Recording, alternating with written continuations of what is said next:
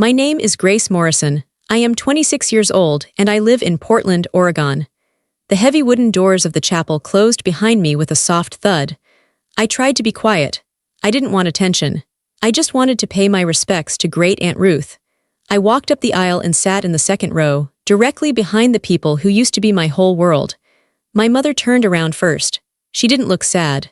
She didn't look like a grieving niece. She looked at me with sharp, angry eyes. She likely saw the guest book signature I had just left in the foyer, or maybe she had finally found the public records I sent. "You changed your name," she said. She didn't whisper. Her voice cut right through the silence of the room. It wasn't a question. It was an accusation. The entire chapel seemed to freeze. The soft organ music faded into the background as every single head turned to look at us. My sister, Vivian, gasped. My brother, Brendan, stared with his mouth open. They expected me to shrink. They expected me to apologize or cry, but I didn't flinch. I sat up straighter. For years, I had been invisible to them. But in this moment, as the silence stretched out, I realized something important. This moment wasn't exposing me. It was exposing them. But before I tell you how everything flipped, like and subscribe, drop a comment. Where are you watching from? My name is Grace Morrison. I am 26 years old. I grew up in a house in Austin that was always loud. It wasn't a happy loud. It was a chaotic, demanding kind of loud. The noise took up all the space in the rooms, leaving no air for anyone else.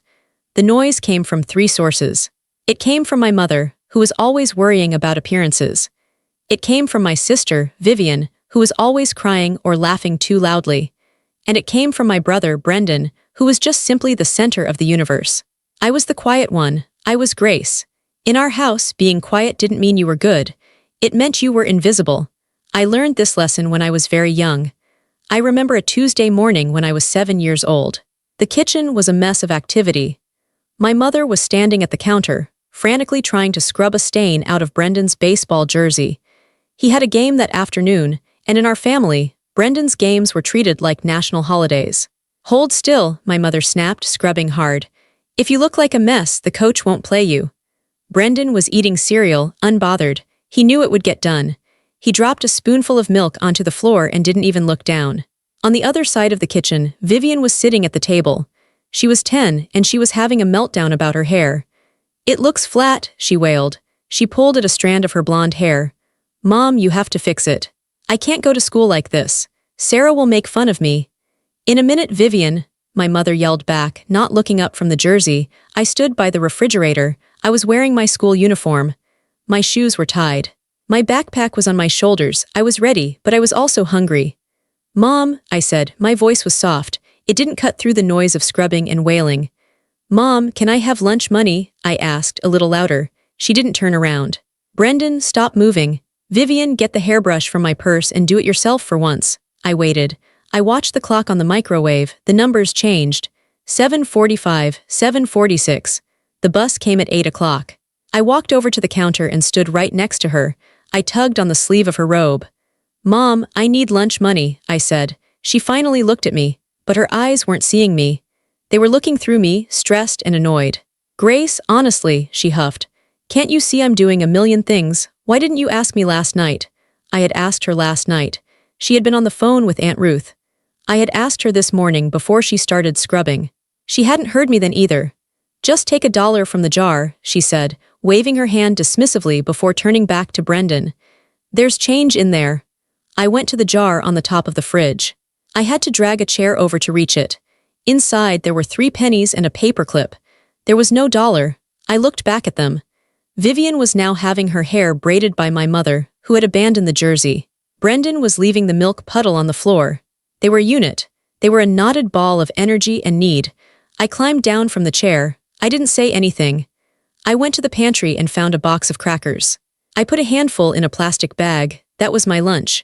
I walked to the bus stop alone. I ate the crackers at noon. I didn't complain when I got home. And that was the problem. Because I didn't complain, they assumed I was fine. Because I didn't demand, they assumed I didn't need anything. As I got older, the dynamic solidified into concrete.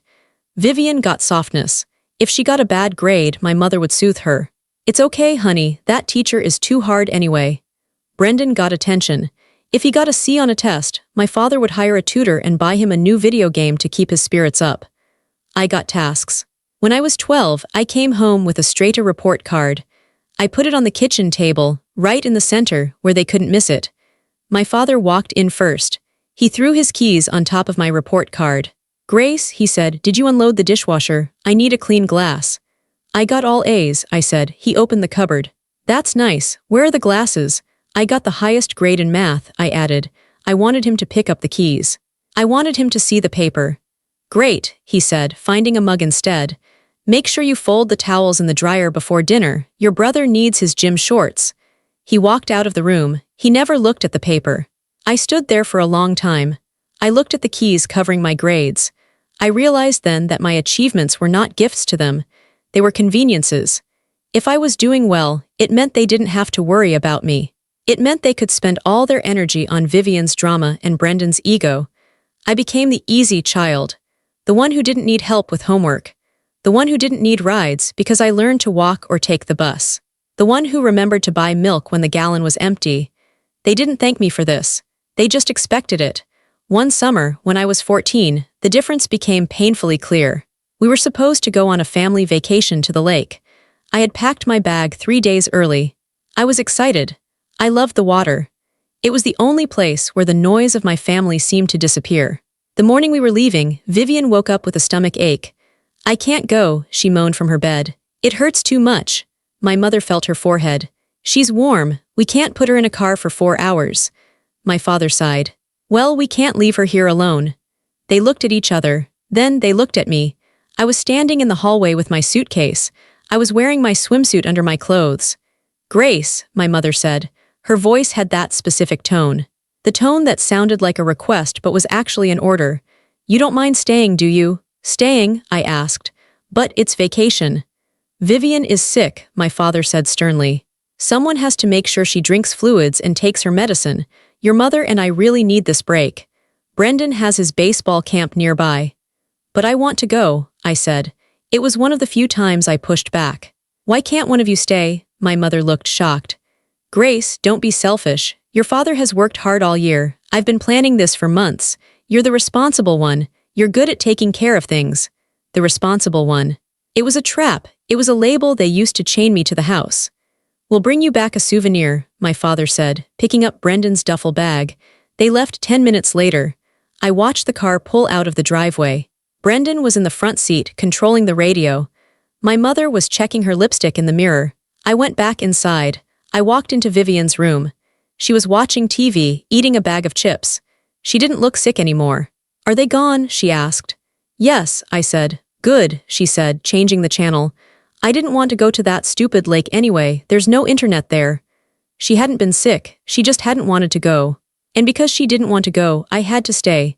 I spent that week in the silent house. I cooked for myself. I brought Vivian sodas when she yelled for them. I sat in the backyard and pretended the sprinkler was the lake. When they came back, they didn't bring me a souvenir. They forgot. "It was so chaotic packing up," my mother said, breezy and unbothered. "We'll get you something next time." But there was no next time. I stopped asking to go. I stopped putting my report cards on the table. I learned to shrink.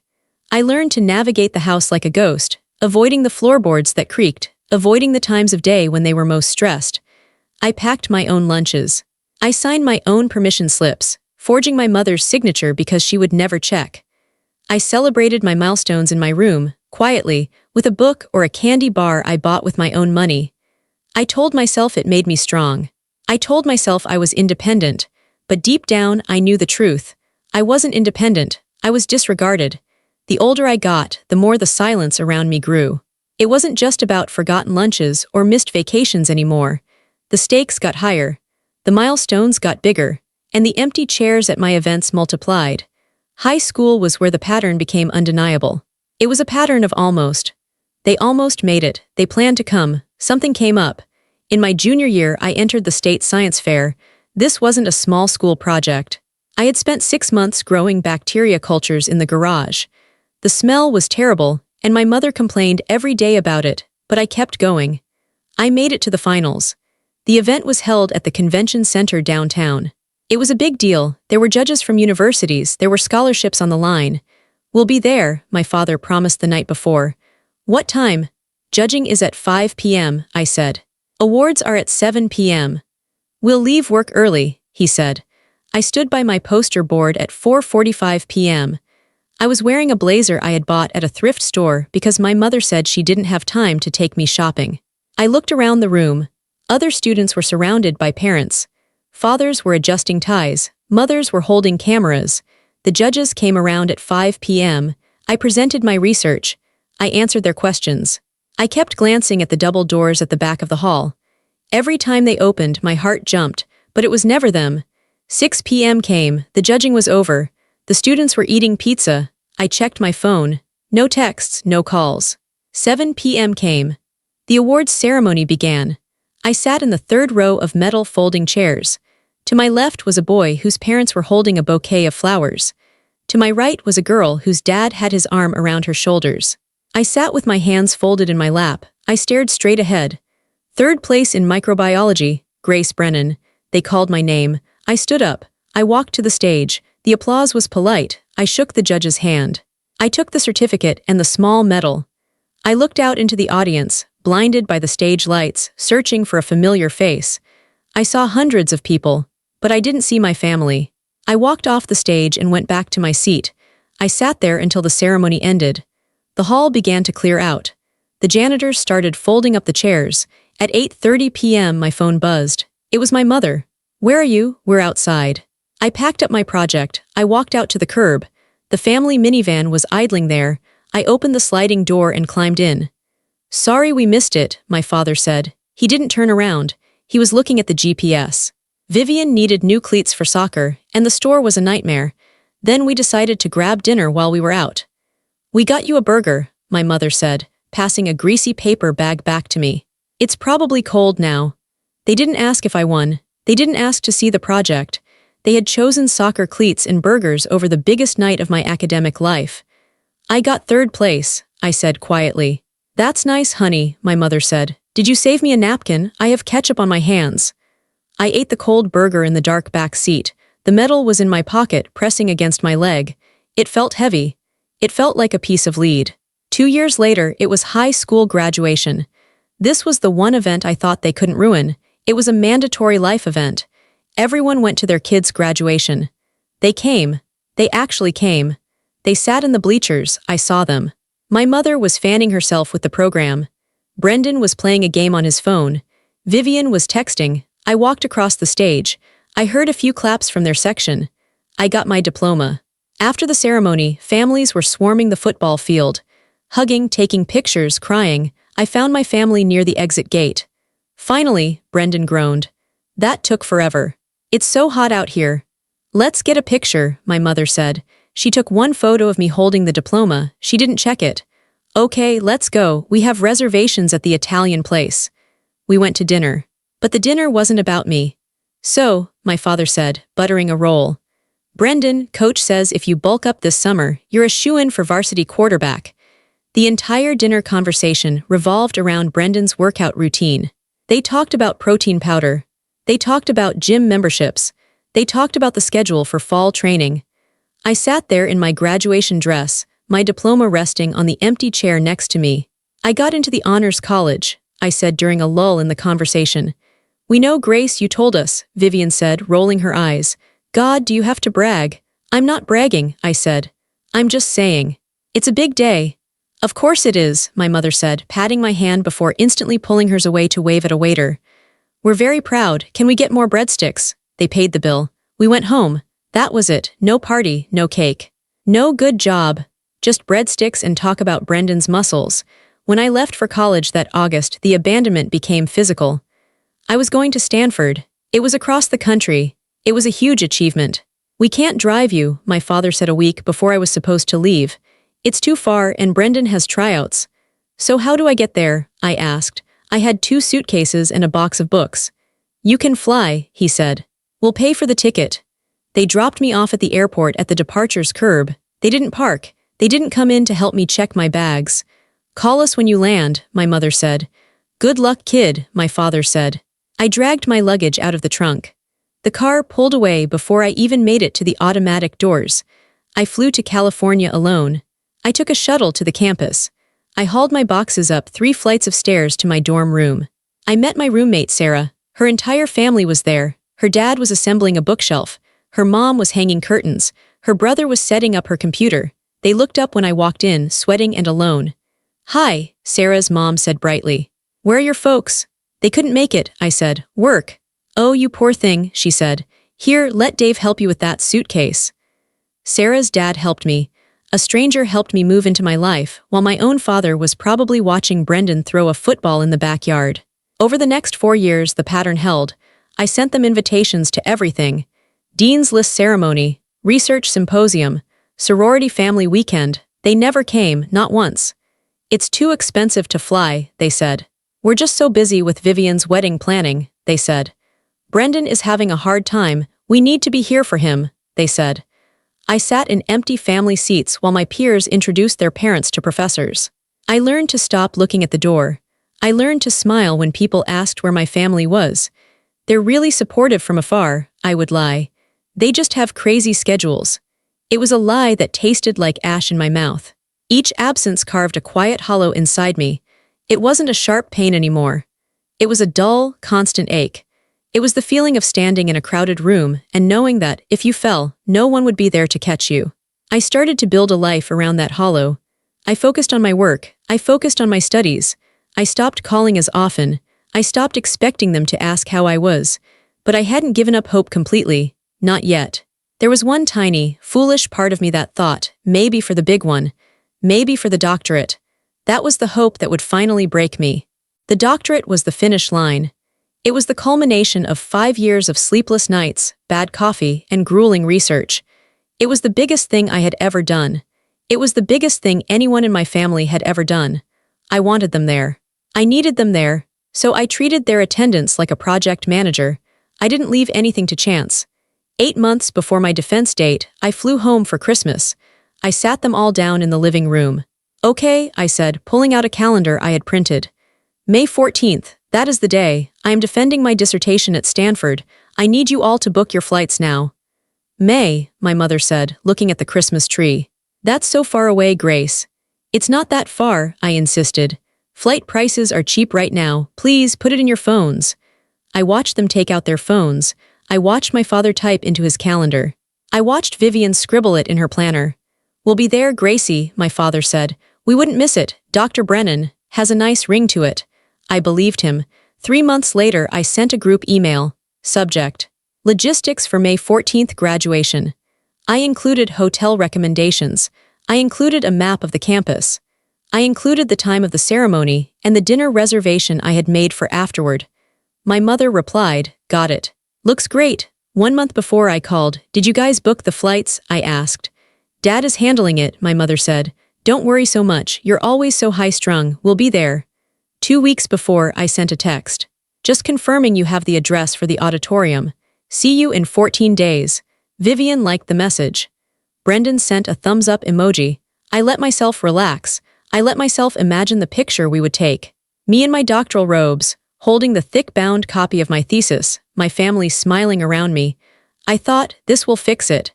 This is the accomplishment that finally makes them see me. The morning of May 14th dawned bright and cool in California. I woke up at 5 a.m. I couldn't sleep. My stomach was in knots, but it was a good kind of nervous. Today I was becoming a doctor. I showered and put on my suit. I did my hair. I drank a cup of tea. I checked my phone. It was 7 a.m. Pacific time, which meant it was 9 a.m. in Austin. They should be at the airport, or maybe even in the air already if they took the early flight. There were no texts. I sent a message to the group chat, heading to campus. "Let me know when you land. Can't wait to see you." I went to the university. I set up my presentation in the small auditorium. My advisor, Dr. Holloway, came in. "Nervous?" he asked. "A little," I smiled, "but ready." "Is your family here yet?" he asked, looking at the empty seats. "They're coming," I said confidently.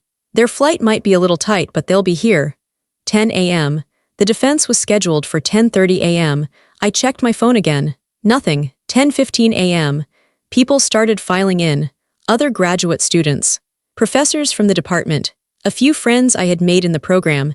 I kept my eyes on the double doors at the back. Every time they swung open, I held my breath. 10:25 a.m. The room was full, except for the front row. I had placed 4 reserved signs on the seats in the center. Mom, Dad, Vivian, Brendan. The signs sat there, white and stark against the dark fabric of the chairs. My phone buzzed in my pocket. I pulled it out, my hands shaking. It was a call from my mother. I answered it immediately, whispering, "Mom, are you guys here? I'm about to start." Grace, her voice sounded loud. There was wind in the background, and music. Loud country music, and laughter. "Mom, where are you?" I asked. "Are you in the parking lot?" "Parking lot?" She laughed. "No, honey, we're in the backyard." I froze. "What?" "We're at Brendan's place," she said. "He's hosting a barbecue. It's the first really nice weekend of the year. The weather is gorgeous." The room spun. I gripped the podium to keep from falling. "Mom," I whispered, "it's May 14th. "I know the date, Grace," she said, sounding annoyed. "Why are you whispering?" "My dissertation," I said, my voice cracked. "My defense, it's happening right now, in 5 minutes." There was a pause on the line, then I heard her say, away from the phone, "Turn the music down, Brendan. I can't hear your sister." She came back on the line. "Oh, is that today?" "I told you," I said. Tears pricked my eyes, hot and sudden. "I told you for 8 months. You put it in your calendar. You said you booked flights." "Well, we didn't book flights," she said casually. "We looked at them last week, and they were just astronomical, Grace. $2,000 for the 4 of us. We couldn't justify that for a 30-minute speech." "It's not a speech," I said. "It's my doctorate." We know," she said.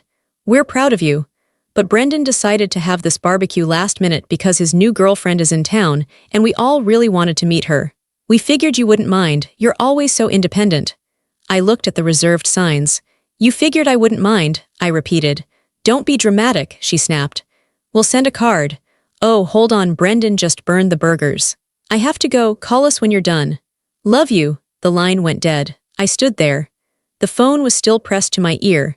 I could still hear the ghost of the laughter, the country music, the joy of a family barbecue happening 1,500 miles away. They weren't stuck in traffic. There was no emergency. No one was sick. They were eating burgers. They were meeting a girlfriend Brendan had probably been dating for 2 weeks. They had chosen a barbecue over the defining moment of my life. And the worst part wasn't the anger. The worst part was the clarity. For years, I told myself they were just disorganized. I told myself they were busy. I told myself they loved me, but they were just bad at showing it. But standing there, in my suit, with my research behind me and empty chairs in front of me, the truth hit me like a physical blow to the chest. They didn't forget. You don't forget something you are reminded of for 8 months. You don't forget a date you wrote down. They simply didn't care. They made a choice. They looked at the calendar, saw Grace's defense, and then saw Brendan's barbecue, and it wasn't even a contest. I was the option they could discard. I was the one who would understand. I was the one who didn't matter. Dr. Holloway touched my shoulder. I jumped. "Grace," he asked gently. "It's 10:30. Are we waiting for anyone?" I looked at him. I looked at the reserved signs one last time. I walked down the steps of the stage. I walked to the front row. I picked up the signs. Mom, Dad, Vivian, Brendan. I crumbled them into a ball in my hand. I walked to the trash can in the corner and dropped them in. "No," I said. My voice was steady. It was colder than I had ever heard it before. "We aren't waiting for anyone. Everyone who matters is already here." I walked back to the podium. I took a deep breath. And I began to speak. I defended my dissertation alone. I spoke for 45 minutes. I explained my research on environmental sustainability and urban planning. I answered every question the committee threw at me. I was sharp. I was articulate. I was brilliant. When I finished, the committee asked me to step outside while they deliberated. I stood in the hallway. Usually this is the moment where the student paces nervously, and their family huddles around them, patting their back, telling them it went well. I stood against the wall. I checked my phone. No texts. No good luck. No thinking of you. 10 minutes later, Dr. Holloway opened the door. He was smiling. He extended his hand. "Congratulations," he said. "Dr. Brennan." The committee shook my hand. My friends hugged me. We drank cheap champagne in plastic cups. I smiled. I thanked them. But inside, something had shifted.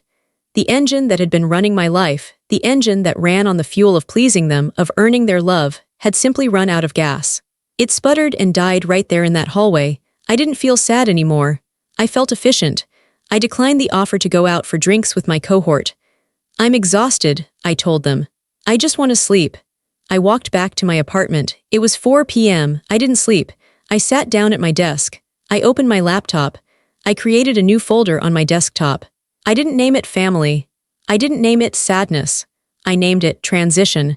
I opened a blank document. I typed a list. It wasn't a list of grievances, it was a list of actions. Name, change, phone number, bank, accounts, address, emergency contacts, social media. I looked at the list. It looked like a project plan. It looked like a demolition order. I started with the bank. I had a joint savings account with my mother. It was a relic from when I was 16. I had put almost all the money in it, savings from summer jobs, stipends from my research. She rarely touched it, but she had access. I logged in. I transferred every single cent to my personal checking account. The balance on the joint account went to $0. I closed the tab. Next, I went to the state court website. I looked up the petition for a legal name change. Reason for change, I stared at the blinking cursor. I could have written a novel there. I could have written about the empty chairs and the cold burgers and the missed graduations. I typed, personal preference. I downloaded the forms. I filled them out. Then I went to my contacts. I scrolled to Mom. I hovered over the edit button. I didn't delete her number. That would be too emotional. Instead, I changed the ringtone to silent. I turned off notifications for her messages. I did the same for Dad, for Vivian, for Brendan. Then, I went to my email settings. I created a filter. Any email coming from their addresses would skip the inbox and go directly to a folder named Archive. I wouldn't see it. I wouldn't get a notification. It would just disappear into the digital void. I worked for 6 hours. The sun went down. The room got dark. I didn't turn on the light. The glow of the screen illuminated my face. I wasn't crying. I wasn't drinking wine and sobbing over old photo albums. I was working. I was surgical. I was removing a tumor. At 9 p.m., my phone buzzed. It was a text from Brendan. Bro, the barbecue was lit. Sorry we missed the speech thing. Mom said you were mad. Don't be a buzzkill. I looked at the message. A buzzkill. I had just become a doctor of philosophy, and I was a buzzkill because I wanted my family to witness it. I didn't reply. I went to my service provider's website. I clicked on Change Number. The screen warned me, this action cannot be undone. You will lose access to your old messages. I clicked Confirm. A new number popped up on the screen. It was clean. It was random. It had no history attached to it. I wrote it down on a post-it note. Finally, I went to the university portal. I had to update my diploma request. Name on diploma, it currently said Grace Brennan. Brennan. That was their name. It was the name of the people who forgot. It was the name of the girl who waited by the window. It was the name of the invisible daughter. I backspaced. I typed, Grace Morrison. Morrison was my grandmother's maiden name. She was the only person who had ever truly looked at me when I was a child. She had died when I was 10, but I remembered she used to hold my face in her hands and say, You are a quiet storm, Grace. Grace Morrison. It looked right, it looked strong. I hit submit. I closed the laptop. I stood up and walked to the window. I looked out at the streetlights. I felt lighter, physically lighter. The heavy blanket of expectation that I had been carrying for 26 years was gone. I didn't have to hope anymore. I didn't have to wait. I didn't have to be disappointed. I was an orphan now, but I was an orphan by choice. I went to the kitchen and made myself a sandwich. It was a simple dinner. But as I ate it, standing in the quiet of my apartment, it tasted better than any meal I had ever eaten. The girl who begged for lunch money was gone. The girl who waited in the parking lot was gone. The girl who cried over empty seats was gone. Dr. Grace Morrison finished her sandwich, washed the plate, and went to bed. For the first time in years, I slept through the night. The morning I went to the courthouse, I didn't feel like I was going to a legal appointment. I felt like I was going to a funeral, but it wasn't a sad funeral. It was the kind where you bury something that has been dead for a long time, something that needed to be put in the ground so the living could move on. I wore the same charcoal suit I had worn for my dissertation defense. It felt like my armor. It was the only piece of clothing I owned that felt like it belonged to the new version of me. The courthouse in Santa Clara County was a large, gray building. It smelled like floor wax and old paper. I went through the security checkpoint. I put my bag on the belt. I walked through the metal detector. I didn't beep. I walked to the clerk's office. I took a numbered ticket from the red dispenser. Number 42. I sat on a hard wooden bench and waited. I looked around at the other people. There was a young couple holding hands, probably getting a marriage license. There was a man looking angry and tired, probably filing for divorce. And then there was me. Number 42, a voice called out. I walked to the window. The clerk was a woman with glasses on a chain and a tired expression. She didn't look up immediately. How can I help you? She asked, typing on her keyboard. I have a hearing for a name change, I said. Grace Brennan. She stopped typing. She looked at me. Case number. I slid the paperwork under the glass partition. My folder was organized. Everything was clipped and highlighted. I didn't want any delays. I didn't want any questions I couldn't answer. She checked the file. Okay, Judge Miller, courtroom 3 billion. You're up in 20 minutes. I walked to courtroom 3 billion. I sat in the back. When my name was called, I walked to the front. The judge was an older man with white hair. He looked over his glasses at me. Grace Brennan, he asked. Yes, Your Honor. And you are petitioning to change your name to Grace Morrison. Yes, Your Honor. Is this change to avoid debts, criminal charges, or lawsuits? He asked. It was a standard question. No, Your Honor. Why do you want to change your name? This was the question I had practiced in the mirror. I could have told him the truth. I could have told him that Brennan felt like a heavy coat I couldn't take off. I could have told him that every time I heard it, I heard my mother's dismissive tone or my father's indifference. But I kept it simple, direct. It is my grandmother's name, I said. I wish to honor her memory and start my professional career with her name. The judge nodded. It was a good answer. It was a respectable answer. Very well, he said. He stamped a document. The sound of the stamp hitting the paper was loud. Thwack. Petition granted, he said. Good luck, Miss Morrison. I walked out of the courtroom. My hands were shaking, just a little, not from fear, from adrenaline. I went back to the clerk's office to get the certified copies of the order. I bought 10 copies. I wanted to be sure I never ran out. When I held the paper in my hand, seeing the court seal and the words Grace Morrison, I expected to feel sad. I expected to mourn the girl I used to be. But I didn't. I felt clean. I felt like I had just taken a long, hot shower after working in the mud for 20 years. The next week was a blur of administration. I treated it like a job. Monday, Social Security Administration. I sat in a plastic chair for 3 hours. When I finally got to the window, I handed over my old card. The woman behind the glass took scissors and cut it in half. I watched the name Grace Brennan get sliced apart. She dropped the pieces in a bin. Your new card will arrive in 7 to 10 days, she said. Tuesday, the DMV. I took a new photo. I didn't smile, but I didn't frown either. I looked calm. I looked steady. When they handed me the temporary paper license, I stared at it. Grace Morrison. Height, 5'6", eyes, brown. It was me, but it was a version of me that didn't belong to them anymore. Wednesday, the bank. This was the most satisfying part. I walked into the branch. I sat down with a banker. I need to update my accounts, I said, and I need new debit cards and checks. The banker was chatty. Did you just get married? She asked, looking at the name change order.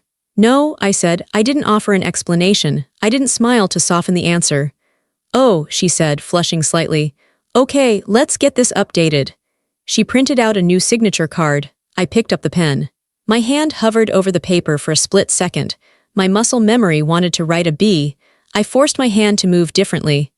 Grace Morrison. The signature was sharper, pointier. It looked like barbed wire. It looked like a boundary. Thursday, Human Resources at the university. I went to the admin building. I needed my final transcripts and my diploma to reflect the truth. This is cutting it close, the registrar said. We're printing diplomas next week. I have the court order, I said, sliding it across the desk. It's legal, it has to be changed. She sighed, but she typed it in. Okay, Dr. Grace Morrison. It's in the system. By Friday afternoon, I had erased Grace Brennan from every legal system in the United States.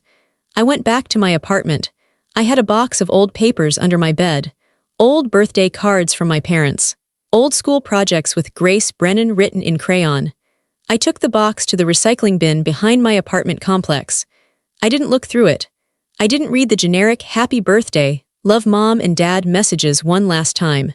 I dumped the box into the bin. The papers fluttered down, mixing with pizza boxes and soda cans. I walked back upstairs. My phone was on the kitchen counter. It had been silent all week. No one had called. No one had texted to ask how my defense went. No one had checked in. They didn't know I didn't exist anymore. To them, I was just Grace, the daughter who was probably sulking. They were probably waiting for me to call and apologize for ruining the vibe of the barbecue. They would be waiting a long time. I sat down at my laptop. I opened my email. I saw the folder labeled Archive. It had a number next to it. 4. They had sent 4 emails. I didn't open the folder. I didn't want to know what they said. I composed a new email. It wasn't to them. It was to a real estate agent in Portland, Oregon. Subject: Apartment Inquiry Body. My name is Dr. Grace Morrison. I am relocating for work next month. I am interested in the 1-bedroom unit on Elm Street. I hit send. I was Grace Morrison. And Grace Morrison didn't live in the past. She lived in the future. I chose Portland because it was wet. That sounds strange, I know, but Austin was dry and hot. California was sunny and bright. I wanted rain. I wanted green trees that dripped water. I wanted a place that felt quiet and washed clean. I didn't tell anyone I was leaving. I simply packed. I sold my furniture.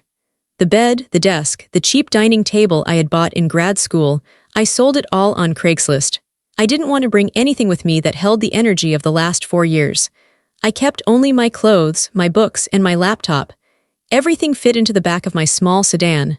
I drove north. The drive took 2 days. I drove up the coast. I watched the landscape change. The golden hills of California turned into the towering pines of Oregon. The air got cooler. The sky turned a soft, comforting gray. I crossed the state line into Oregon, and I felt a physical release in my chest. It was as if I had been holding my breath since I was 7 years old, and I was finally exhaling. I arrived in Portland on a Tuesday afternoon. It was raining, just like I hoped. My new apartment was in a quiet neighborhood called Selwood. It was on the 2nd floor of an old house that had been converted into units. It had hardwood floors that creaked in a friendly way. It had a big window that looked out onto a massive oak tree. I unpacked my books. I hung up my clothes. For the first time in my life, I decorated for me. In my childhood home, my room had been a guest room first, and my room second. It was painted a neutral beige so it could be repurposed if needed. I wasn't allowed to put posters on the walls because of the tape. Here, I bought a dark green rug. I bought a velvet armchair. I bought art, strange, abstract prints that I liked. I filled the windowsill with plants. It was quiet, but it wasn't the lonely silence of my childhood bedroom. It was a peaceful silence. It was a silence I had chosen. 2 weeks later, I started my new job. I had been hired by a mid-sized environmental consulting firm called Verd Strategies. They worked with cities to plan sustainable parks and water systems. I walked in on my first day wearing my charcoal suit. I was nervous. I was used to being the person in the room who took notes. I was used to being the person who fetched the coffee. I was used to being interrupted. My boss was a man named David. He was in his 50s with a beard and kind eyes. "Welcome, Grace," he said, shaking my hand firmly. "We're really excited to have you. Your dissertation on urban water runoff was fascinating." I circulated it to the team. I blinked. "You read it." "We all did," he said. "It's why we hired you." He led me to my office, not a cubicle, an office. It had a door. It had a nameplate on the wall. Dr. Grace Morrison, Senior Consultant. I stared at the nameplate. I touched the raised letters. "Is everything okay?" David asked. "Yes," I said, my voice steady. "It's perfect." The first staff meeting was the true test. There were 8 of us around a conference table. They were discussing a new project for the city of Beaverton. They were stuck on a problem regarding soil erosion. "We could use a retaining wall," one colleague suggested. "Too expensive," David said. I sat there looking at the blueprints. I saw the solution. It was obvious to me, but the old habit kicked in. "Stay quiet, don't speak. They don't want to hear you, you'll just annoy them." I bit my lip. I looked down at my notepad. "Grace," I looked up. David was looking at me. The whole room was looking at me. But they weren't looking with annoyance. They were looking with expectation. "You have a background in soil composition," David said. "What do you think?" My throat felt tight. I think you shouldn't use a wall," I said. My voice was quiet. "Go on," David said. He leaned forward. He didn't check his watch. He didn't look at his phone. He waited. I cleared my throat. I stood up and walked to the whiteboard. I picked up a marker. "If you use native root systems here and here," I drew a diagram, "you can stabilize the bank without concrete. It's cheaper and it manages the water flow better." I spoke for 5 minutes. I explained the science. I explained the cost benefits. When I finished, I turned around, expecting them to be bored. expecting them to be talking amongst themselves. The room was silent. They were taking notes. "That's brilliant," a woman named Sarah said. "Why didn't we think of that?" "Let's do it," David said. "Grace, can you lead the implementation on this?" "Me?" I asked. "You're the expert," he said simply. I sat back down. My hands were trembling under the table. They listened. They didn't just hear noise, they heard value. I went home that night and cried. I sat on my velvet armchair, watching the rain hit the window, and I wept. I didn't cry because I was sad. I cried because I was grieving the 26 years I had spent thinking I was stupid. I cried for the little girl who thought she was invisible. She wasn't invisible. She was just in the wrong room. She was with the wrong people. My life in Portland settled into a rhythm. I worked hard. I was promoted within 6 months. I made friends, real friends. I met a woman named Alina at a pottery class I joined. We went for coffee every Sunday. One Sunday, we were sitting in a cafe watching the rain. "So," Alina said, stirring her latte. "You never talk about your family. Are they back east?" I paused. I held my warm mug in my hands. "I don't have a family," I said. It was the first time I had said it out loud. Alina didn't push. She didn't ask what happened. Or, "Oh no, did they die?" She looked at my face, saw the peace there, and understood. "Well," she said, lifting her mug, "you have us, the pottery crew." I smiled. "Yes, I do. I was building a new family. A family of choice. A family of colleagues who respected my mind and friends who enjoyed my company. But the old life wasn't done with me yet. It had been 6 months since the transition. 6 months since I changed my number. 6 months of silence. I knew they would eventually figure it out. I knew the silence wouldn't last forever. It started with a LinkedIn notification. I had created a new LinkedIn profile for Dr. Grace Morrison. I had blocked my parents and siblings immediately, but I hadn't blocked everyone. I got a notification. "Aunt Linda viewed your profile." Aunt Linda was my mother's sister. She was a gossip. She was the family news network. I stared at the screen. I knew what was happening. Linda had probably been looking for Grace Brennan to see where I was working, found nothing, and then dug deeper. Maybe she searched by my university. Maybe she saw a photo of me on my company's website. However she did it, she found me. 2 days later, my work phone rang. It was the receptionist. "Dr. Morrison, there's a woman on the line. She says she's your mother," she sounds. Frantic, my heart hammered against my ribs. The physical reaction was instantaneous. Sweat, nausea, fear. I closed my eyes. I took a deep breath. I looked at the rain falling outside. I looked at the nameplate on my door. Grace Morrison. "Dr. Morrison," the receptionist asked again. "Should I put her through?" "No," I said. My voice was calm. "I don't have a mother. Please tell her she has the wrong number." "Oh," the receptionist said, confused. "Okay. Sorry about that." I hung up. I sat there for a long time. I knew it wasn't over. I knew this was just the first crack in the dam. They knew where I was now. They knew my name. But I wasn't the same person they used to know. I had armor now. I had a title. I had a life. If they wanted to find me, they could try. But they wouldn't find Grace Brennan. They would find a stranger. And this stranger wasn't going to let them in. The silence I had built was strong, but my family was loud. They were used to being heard. They were used to demanding attention and getting it. When they realized I wasn't just sulking, that I was actually gone, their reaction wasn't sadness. It was panic. And then it was rage. It started a week after the receptionist called me. I was sitting at my desk at Verd Strategies reviewing a soil sample report. My office phone rang. I looked at the caller ID. It was a local Portland number. "Dr. Morrison," I answered. "Hello, is this Grace?" "Brennan," a male voice, authoritative. "My name is Grace Morrison," I said. "Who is this?" "This is Officer Miller with the Portland Police Bureau. We received a call requesting a welfare check on a Grace Brennan." The callers, a Mr. and Mrs. Brennan from Austin, claim their daughter has been missing for 6 months and may be in danger. They traced an IP address to this workplace. I sat up straight. A welfare check. It was a classic tactic. It was a way to force contact when someone had cut you off. They were using the police as their personal messengers. "I am not missing, officer," I said calmly. "I am an estranged adult. My family does not have my contact information because I do not want them to have it. I am safe. I am employed. I am sitting in my office right now." "I see," the officer said. His tone softened. He probably dealt with this often. "I do need to verify your identity to close the case. Can I stop by?" "Of course," I said. He arrived 20 minutes later. I met him in the lobby. I handed him my Oregon driver's license. Grace Morrison. He looked at it, he looked at me. Okay, Dr. Morrison, he said, handing it back. I'll let them know we made contact and that you are safe. Do you want me to pass along a message? No, I said. Please just tell them the subject of their inquiry was not found. Tell them Grace Brennan doesn't live here. He nodded slowly. I can tell them you're safe and do not wish to be contacted. Thank you, I said. That was the breach. The police report confirmed I was alive. It confirmed I was in Portland. And it confirmed I was refusing to speak to them. That's when the bombardment began. They couldn't call my phone because I had changed the number. They couldn't email my personal account because of the filters. So they got creative. They started calling the main line of my company. My receptionist, a sweet girl named Jenny, came to my office 3 days later. She looked stressed. Grace, she said, I keep getting calls. It's a woman. She says she's your mother. She's really intense. She says it's a medical emergency. My stomach dropped. What kind of emergency? She wouldn't say. She just said, tell her it's life or death and she needs to call home immediately. I knew this trick.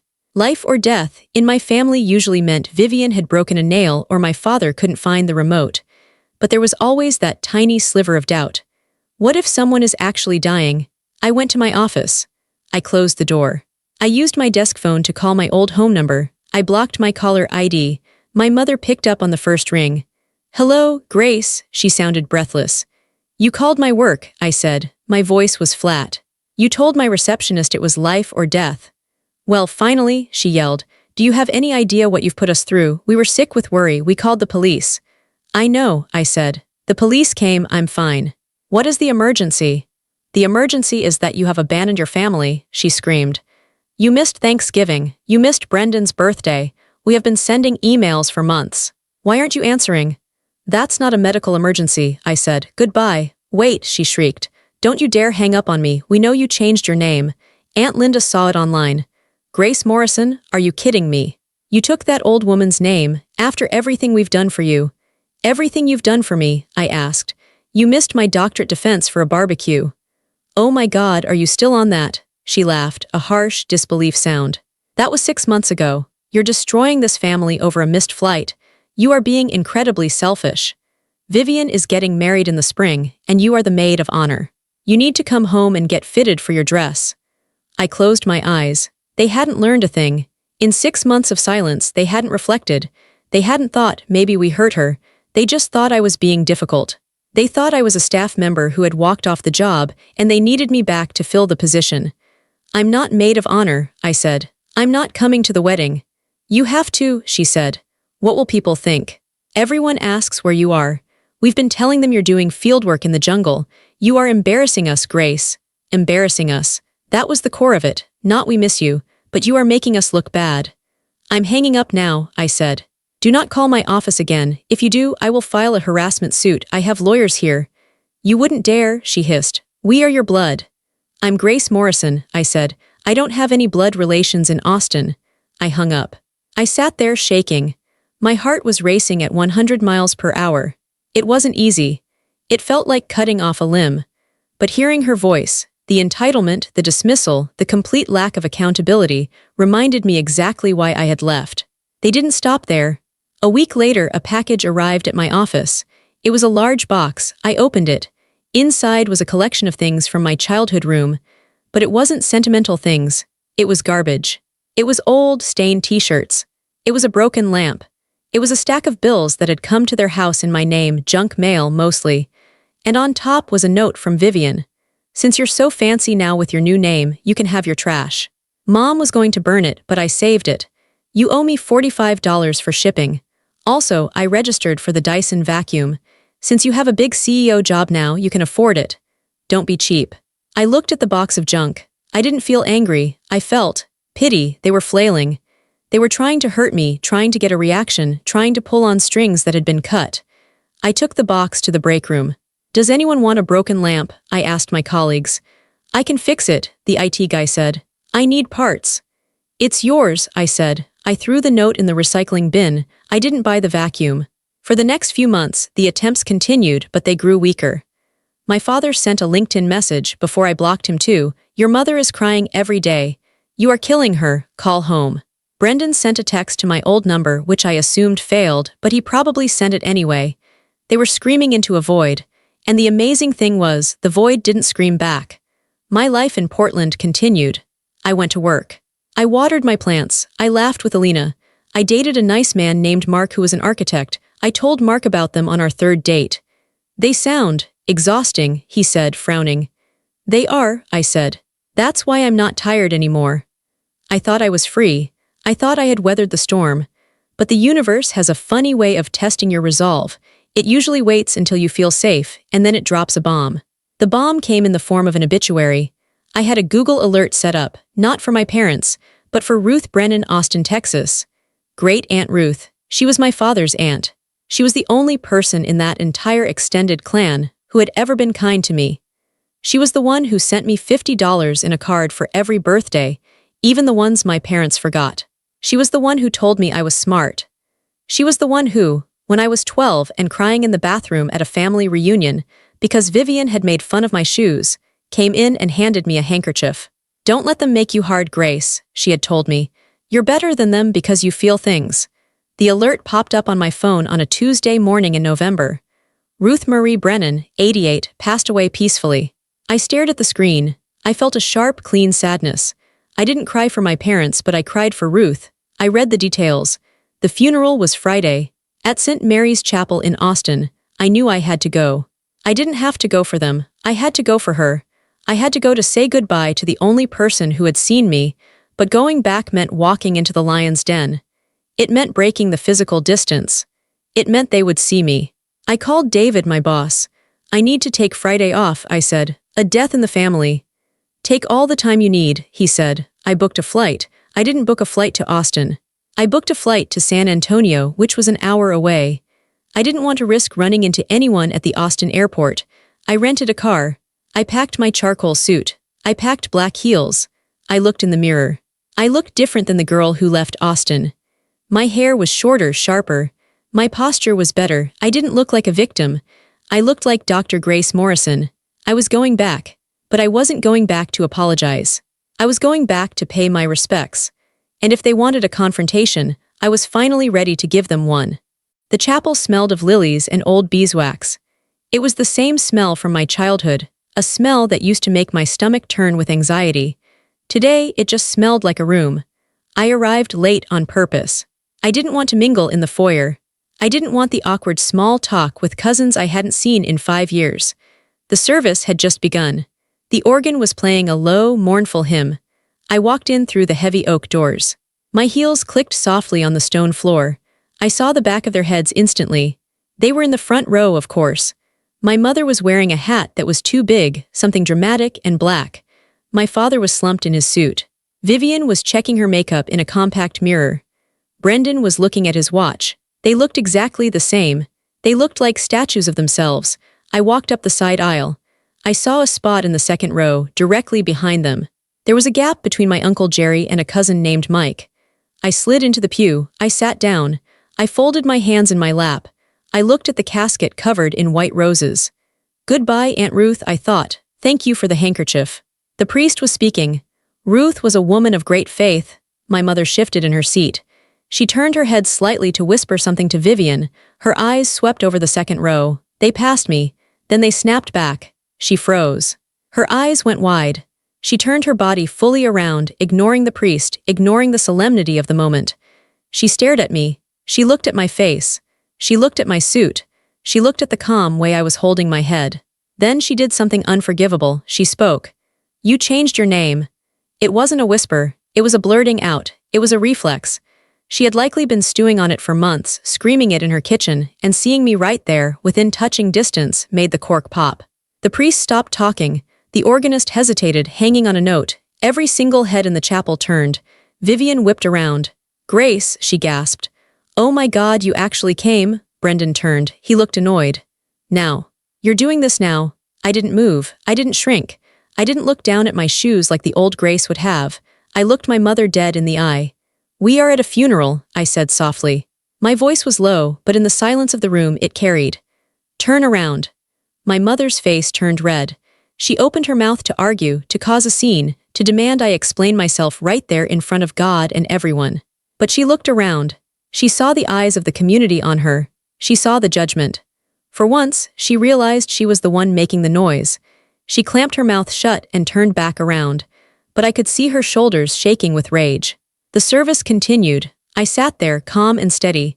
I felt like I was in the eye of a hurricane. The winds were screaming around me, but I was untouched. When the service ended, the priest said, "The family will receive guests in the courtyard." People stood up. My family stood up. They turned on me like a pack of wolves. "Outside," my father growled. "Now," I stood up. "I'm going to pay my respects to Ruth first." I walked past them. I walked to the casket. I placed my hand on the wood. I took a moment. I ignored the burning sensation of their eyes on my back. Then, I turned and walked out the side door into the courtyard. It was a gray, overcast day in Austin. The air was thick. They were waiting for me by an old oak tree, away from the other guests. They had formed a semicircle, a firing squad. "How dare you?" my mother hissed as soon as I got close. "You show up here after 6 months of silence, after blocking us, after changing your name like a criminal. Who do you think you are?" "I am Grace Morrison," I said. "You are Grace Brennan," she shouted. "You are my daughter. You don't get to just resign from this family." "I didn't resign," I said. "I was fired." "What are you talking about?" Vivian chimed in. She looked furious. "You're so dramatic. You're mad because we missed your speech. Get over it, Grace.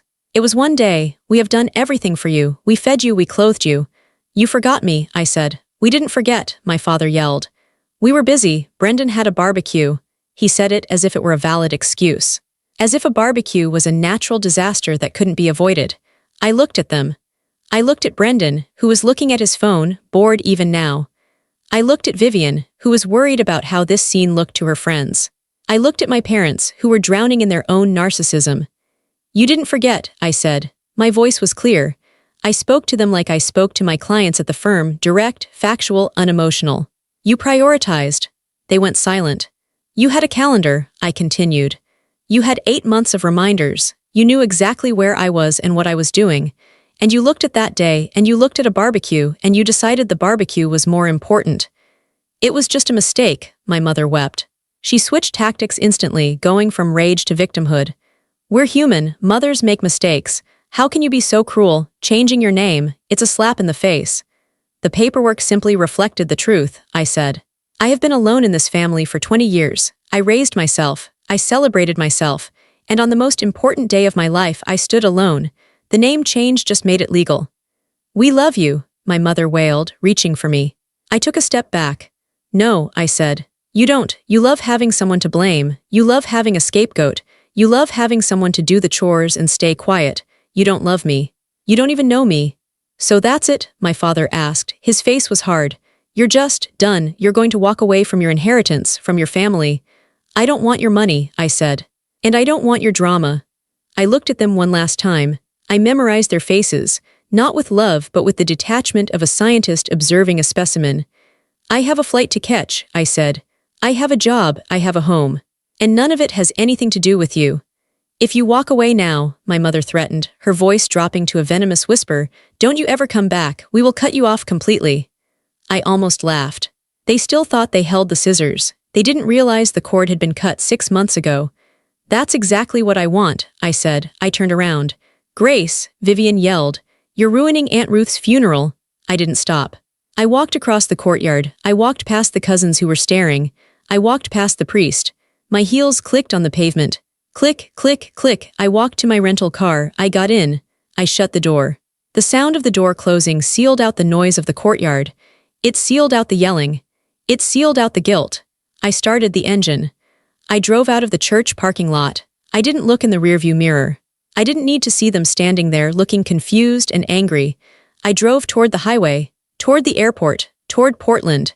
I turned on the radio. A classic rock song was playing. I hummed along. My hands were steady on the wheel.